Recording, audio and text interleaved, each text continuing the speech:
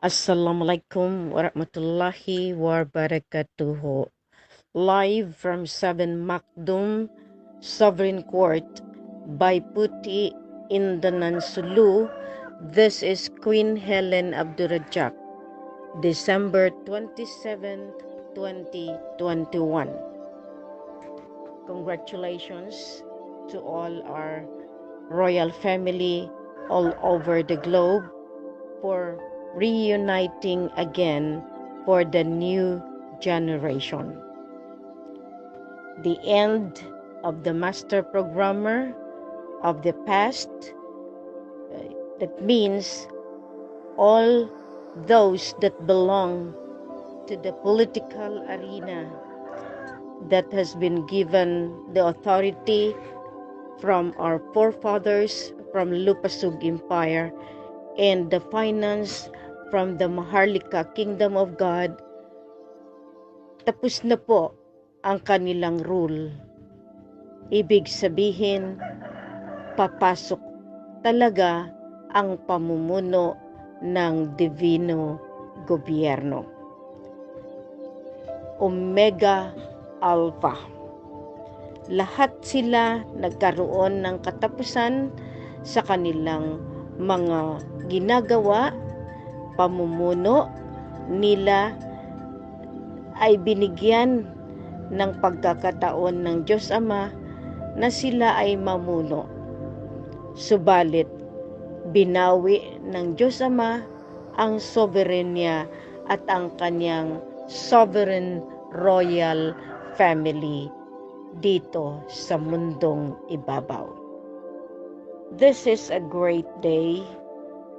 Kaya nga, talagang maraming paraan ang ginagawa nila. Nag-COVID sila na nag-COVID, restrictions sila ng restrictions, lahat ng panggigipit ginawa nila. But nonetheless, the Lord Allah made His point, and that is now the time that they would realize that He is in control. Kaya nga ginamit niya ang typhoon, lahat ito na mga armas ng kalikasan para magising tayo sa katotohanan.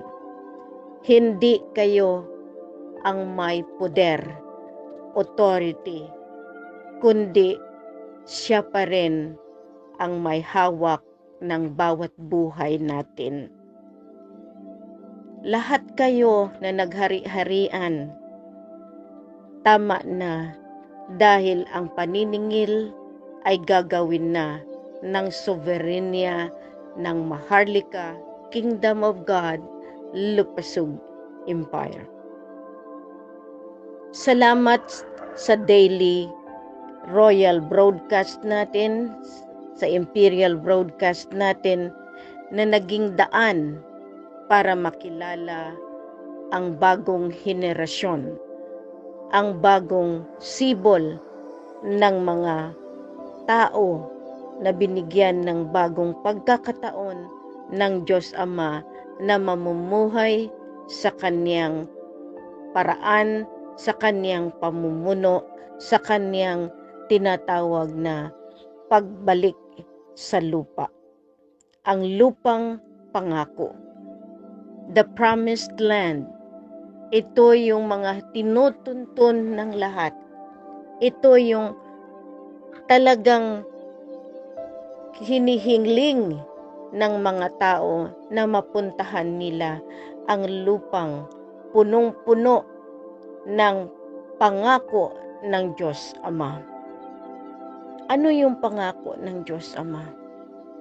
Ang pangako niya na magkaroon ng unity, ng harmony, ng peace ang bawat isa.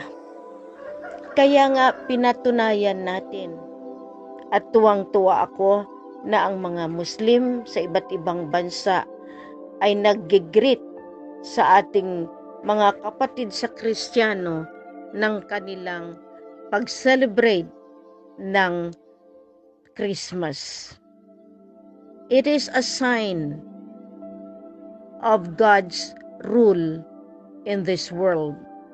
Lalo na yung panahon na pinakita na yung malalaking simbahan sa Islamic world na inalaw ng mga Arabo. Dito sa atin, pinakita ng ating mga lolo sino ang nagbigay ng paraan na magkaroon ng katedral dito, kundi ang Sultan of Sulu. Kaya nga dapat huwag gamitin ng mga Kristiyano ang kanilang paghari-harian. Dapat tinatawag natin coexistence. Pantay-pantay. Kung ano ang sa kabila, ganun din dapat ang sa kabila. Hindi yun sila ang namuno over sa atin. Matagal na silang namumuno. Kaya nga, yung mga liderato ng ating mga lolo, no? Itong mga dugo ng sharif, itong mga imam, mga ustadjes, di ba namuno kayo dahil pinamunuan kayo ng Malacanang? Anong nangyari sa inyo? Naligaw kayo, nalihis kayo ng landas. Yan ang ibig sabihin kung bakit kailangan tingnan ninyo, examine yourself, examine yung ating tinatawag na bilang isang mga dugo ng mga lolo ng lupasog. Omega Alpha. Dumating na ang panahon na lahat ng kanilang ginawa ay tinuldukan ng kapalaran nila dahil sila ang may gawa noon, hindi tayo. We are glad because of this imperial broadcast. The people of the world, nakita nila na hindi pala tayo mga dugong mamamatay tao. Binansagan tayo na tayo yung mga ISIS, mga terrorist, mga taong walang kwenta sa paningin nila.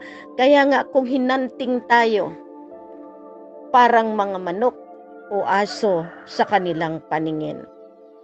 I remind the military sa Maguindanao, sa territory ng Sultan Kudarat. Tama na ang pagbomba ninyo sa loob ng ganta, sa loob ng inner ligwasan. Sino ang nag-utos sa inyo? National Defense ba? O sa National Headquarters ba? I-check namin ngayon. O si Mariam Mangudadato lamang at saka si Sultan Pax Mangudadato lamang. Kasi noon pa, every time I check to the National Headquarters, ang sabi sa amin, walang order dito. That means, Sultan Pax, Mariam Mangudadato, nagsusurvey kayo dahil pinasok nyo na naman ang Del Monte Corporation na hawak ninyo. Tama na ang panggigipit ninyo. Tutuldukan na iyan ng Diyos Ama. Hindi nyo ba alam kung ginagamit kayo ng Malaysia at ginamit ninyo ang BARM? Dahil alam ninyo, 2010 pa, 2011 pa, di ba ginawa natin yung skeletal program na kinuha ni Muhagir Iqbal? Muhagir Iqbal, kung wala yung skeletal program na iyan at ang lupa ni Ama Pandala Pasandalan, nagkaroon ba kayo ng framework agreement sa Malaysia? Wala. Mahiya kayo, BARM, Bangsamoro Autonomous Region for Muslim Mindanao. Mahiya kayo sa Sultan ng Maguindanao. Mahiya kayo sa amin dahil kami ang gumawa ng programa na iyan. Hindi kami nagpabayad sa Malaysia, kayo. Kaya nga yumaman kayo. Ibrahim Murad, tama na. Kung hindi dahil sa paggawa namin, patay na, buhay pa. O patay na, sabi ni Raja Mamay. Nakikinig si Raja Mamay sa aking broadcast everyday. Patay na ang lahat ng chairman ng Bangsamoro. Lahat kayo dapat mahiya kayo sa Diyos Ama. Dahil ang patay binubuhay ninyo. Ang buhay na nandiyan pinapapatay ninyo. Dahil alam ninyo na wala kayong kalaban-laban sa pamamalakad ng Diyos Ama na yan ay katotohanan. Si Gloria patay na. O, sabi ni Raja, si Gloria patay na. Sino kaya yung mga nagpapanggap? Bakit kayo kailangan magpanggap? Bakit kailangan kayong mag-face off? Kahit papano, lalantad ang katotohanan. Lalantad ang kasinungalingan ninyo. Kaya nga, pera sa pera, hindi na ninyo makuha dahil Omega Alpha. Magkakaroon ng bagong currency. Magkakaroon ng tinatawag nating reset na iyan. Wala nang magawa mismo ang ICJ, International Court of Justice, ang United Nations, ang Organization of Islamic Conference. Lahat iyang ginawa ng lolo. Kaya nga, tinuldukan niya, binago niya. Kaya nga, lumantad ang Maharlika Kingdom of God. Lumantad ang Lupasug Empire. Ibig sabihin, God, Allah, has His own way to destroy the former governance na nag-alipin sa kaniyang mga tao, sa kaniyang mga sinasakupan sa mundong ibabaw. Mahirap sa mahirap. Kaya nga maraming natatakot. Kapag si Queen nag-broadcast, bullseye. Bakit? Masakit ang katotohanan. Truth is like a two-edged sword.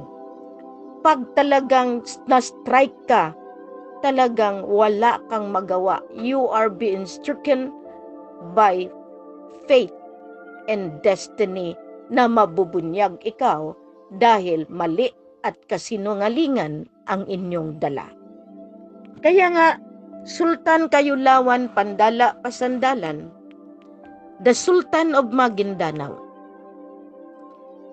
he is operating under my command. As queen na iniwanan ng kanyang tatay. Naputol po tayo live from 7 Macdom Sovereign Court. This is Queen Helen, Part 2, December 27, 2021. You see how God intervenes. Ibig sabihin, kahit wala akong signal, pumapasok ang signal. And He is the one controlling everything that I am doing. Thanks be to God, kahit papano nakikita na ng buong mundo na talagang kailangan ng pagbabago, ang tunay na pagbabago dito sa lupang pangako. As I was saying, lahat itong panggigipit ng military, panggigipit ng politika, panggigipit ng Bangsamoro Autonomous Region for Muslim Mindanao, pagbayad ng Malaysia, pagbayad ng Malacanang, walang mapupuntahan dahil bago na ang currency at iyan ay inayos ng ating mga lolo. Ibig sabihin, hindi ako ang may control. Ang may control ang ating mga elders na nandiyadyaan na noon-noon pa. Kami nag-aayos. Kami nandito physically sa ground. Pero ang hindi ninyo alam, lahat ito ginagampanan ng bawat lolo natin na naka-assign sa different kontinente ng buong mundo. Kami nagpapasalamat na kahit papaano tinutulungan kami ng Diyos Ama. Kami nabubuhay ni Raja Mamay sa serbisyo publiko para sa kaharian ng imperyo ng Lupasug. Napansin ninyo, lahat nagpagpakumbaba ginawa namin. Kaya nga minsan masakit. Masakit ang paratang. Masakit yung mga atake ng moral namin, ng aming dignidad.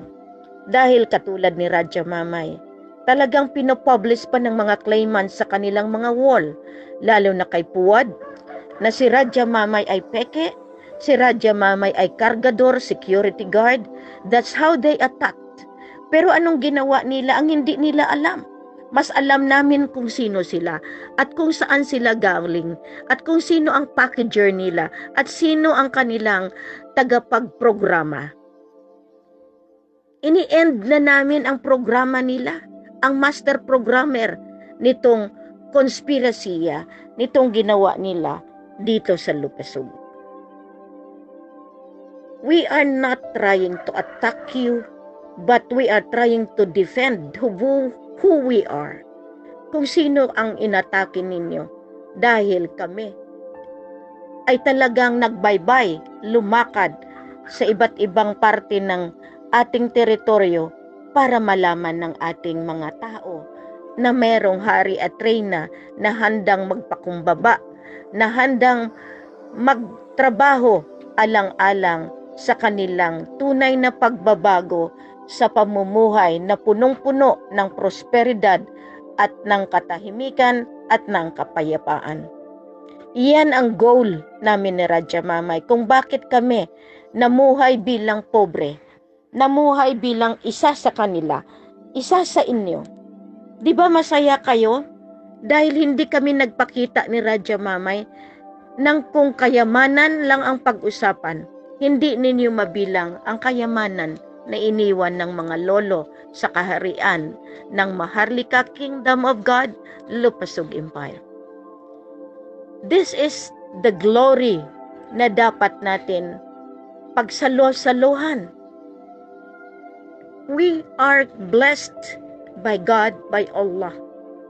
Kaya nga, nakikita ninyo sino ngayon ang sinisave ng typhoon. Sino ang pinaparusahan? Yung mga mayayabang. Yung mga masyadong nagmumura. At kung umatake, parang sila na yung santo. Sila na yung walang banlid sa kanilang pagkatao. Subalit, wala tayong magawa. Iyan ang kanilang paraan para kilalanin sila. Pero, pagkaalyado nila ang Malacanang, para na rin silang mga grabe sa ground. Kaya nga, ito lang ang masabi ko. Tama na ang pagbomba sa Maguindanao. 40th IB, kayo ang nandyan. Kayo 7th IB, nandyan sa Sultan Kudarat. 7th Division, diyan sa Cotabato. Tingnan ninyo mabuti. Sino bang sinusunod ninyo? Kapakanan ng sambayanan ng mga tao na tinatarget ninyo na terrorist, na ISIS? Alam niyo ba kung saan ang ISIS? Alam din ninyo yan? Kung sino ang nag-uutos sa inyo? Tama na. Kasi pag kayo biniltahan ng kapalaran, tandaan ninyo, mauubos din kayo. Mauubos ang pamilya ninyo sa kahihiyan. Dahil hindi niyo alam, ang sinuportahan ninyo ay yung mismong ISIS, yun mismo ang Illuminati, yun mismo ang terrorist. You haven't seen the good side of the poor people that had been defending themselves. Mga armless defenders ng Raja Sulaiman Peacekeeping Group, Imperial Armed Forces. Prepare yourself dahil alam namin darating ang araw, malapit na, kayo ay gaganap para sa tunay na depensa sa ating kaharian. Yan ang hindi nila nakita.